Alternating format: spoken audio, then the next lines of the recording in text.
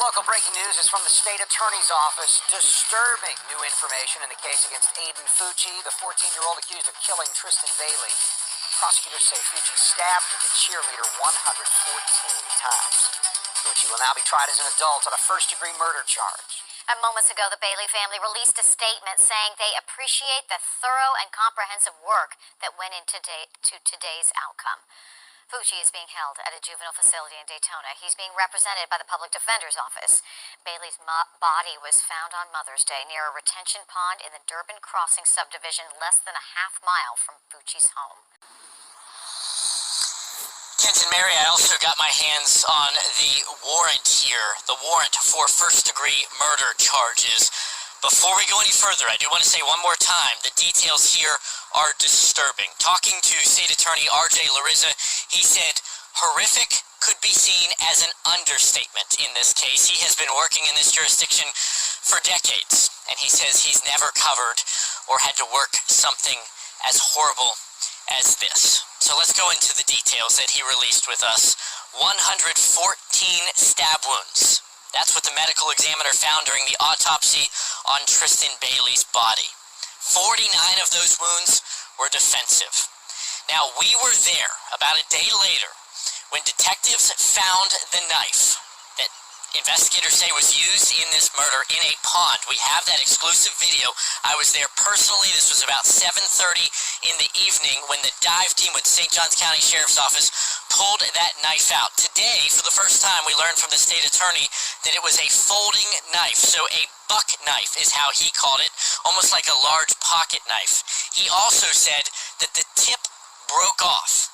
That tip was found during the autopsy with the medical examiner.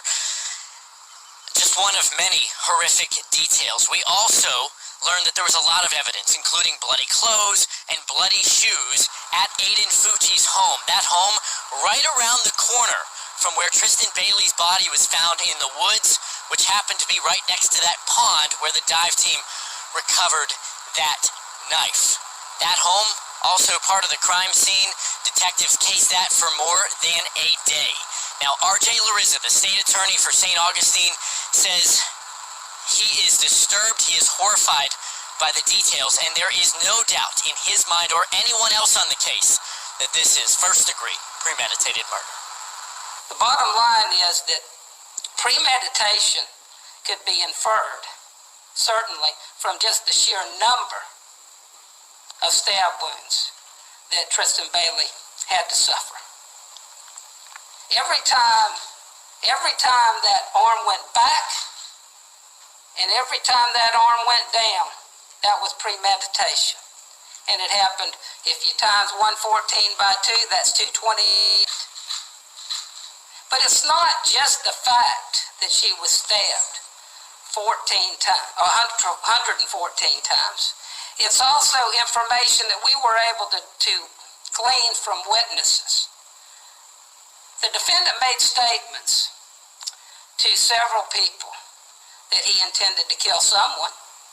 He didn't say who that was, but he indicated to witnesses that he was going to kill someone by taking them in the woods and stabbing them, which are certainly the facts of this case. And that news conference where we learned the new details came out. It lasted for about 15 minutes. R.J. Larissa, the state attorney, as well as the chief detective, Detective Skip Cole, they were very open about the case, but they did not elaborate on the motive. They said they're still working on that. They're still trying to find out what happened leading up to this horrific murder. As far as Aiden Fucci, the 14-year-old behind all of this, according to investigators, right now, he is at a Department of Juvenile Justice facility 2 counties south of us at Daytona Beach.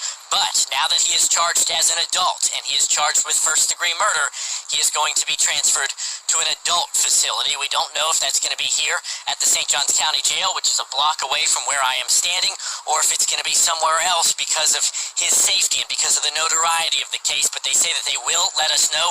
He is going to be rearrested on that first-degree murder charge. He will be booked into jail. He's going to go before a judge once again, and that'll probably happen within the next day. So we will keep you you posted on that, as well as the other big developments.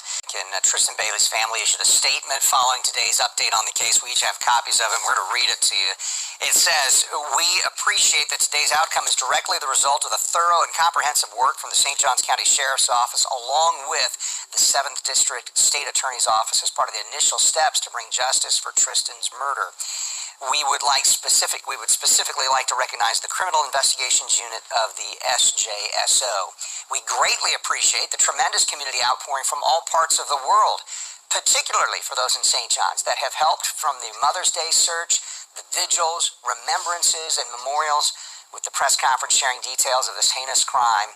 The caring and love shown from the people and businesses to raise up the memory of Tristyn and the resolve of our community serves as a beacon of light in the darkness. As shared in the celebration of life on the Battle of the Two Wolves, it helps us to feed the good wolf."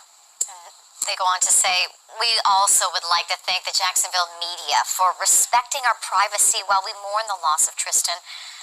A special thanks to News4Jax for live streaming the celebration of life to enable people globally to observe the service. We do ask for your continued respect for our privacy, as well as of Tristyn's teammates and her school. And as we move forward, we will seek to keep Tristyn's memory alive and the spirit of the community." And they sign it, "Our thanks, the Bailey 7.